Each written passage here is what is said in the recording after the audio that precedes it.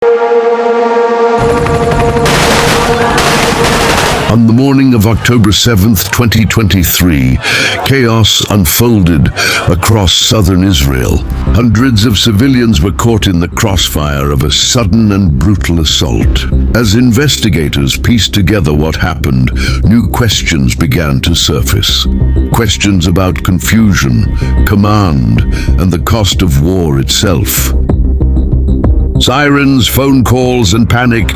For hours, Israelis sheltered as Hamas stormed through border towns. When the smoke cleared, the numbers were staggering. More than 1,000 dead soldiers and civilians alike. International networks replayed the same images, yet within Israel, a quieter conversation was beginning.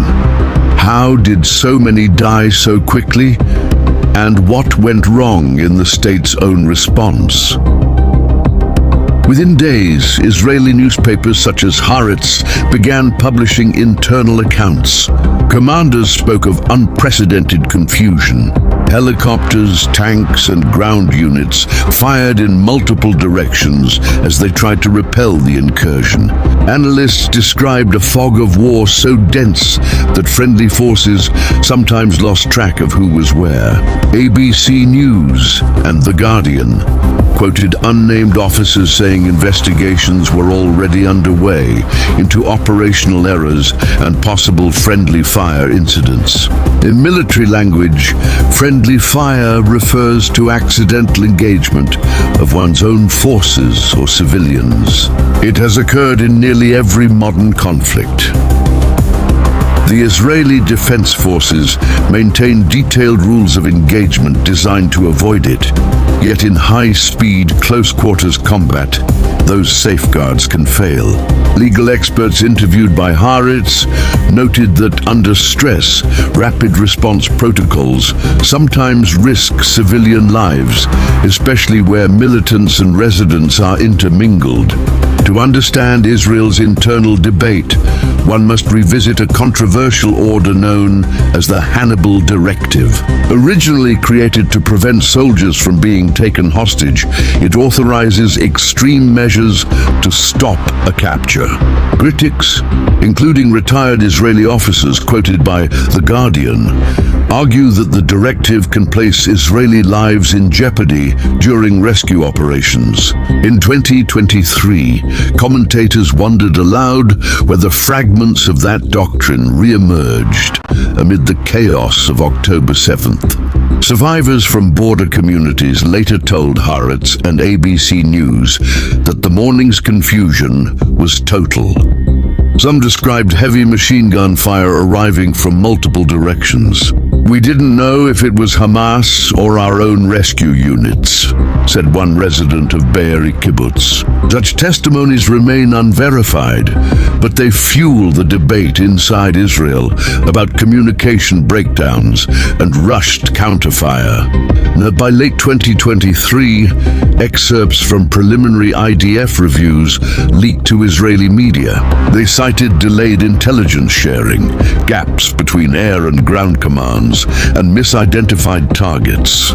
Haaretz reported that these reviews would be folded into a broader state commission.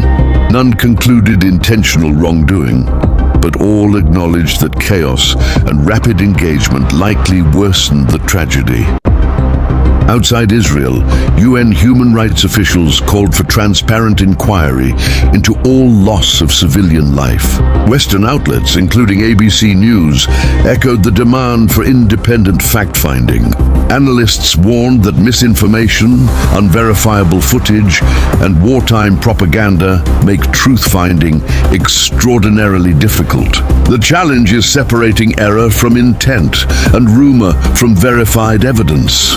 The grieving families, official language about operational confusion brings little comfort. Several told Israeli broadcasters that they want full disclosure. Every communication log, every order, every after-action report. They do not seek blame, they say. They seek clarity. In a small country where almost every citizen has a relative in uniform, transparency itself has become an act of national healing. Under Israeli law, operational failures can lead to internal disciplinary action or, in rare cases, criminal investigation. Military lawyers quoted by Haaretz explain that proving accountability requires chain of command documentation, ballistic testing, and access to field recordings. Much of that evidence remains classified. Without independent oversight, even good faith errors can be mistaken for deliberate acts, and conspiracy thrives where facts are hidden. The state inquiry continues behind closed doors. Israeli journalists still press for transparency, while international observers call for a joint fact-finding mission.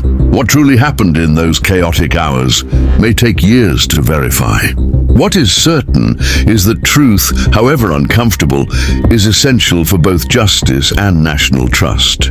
October 7th was a day of horror and confusion. It revealed the limits of intelligence, the speed of chaos, and the fragility of human judgment. Whether failures or accidents, the unanswered questions remain, waiting for light, documentation, and accountability. Only then can the story of that morning be fully told.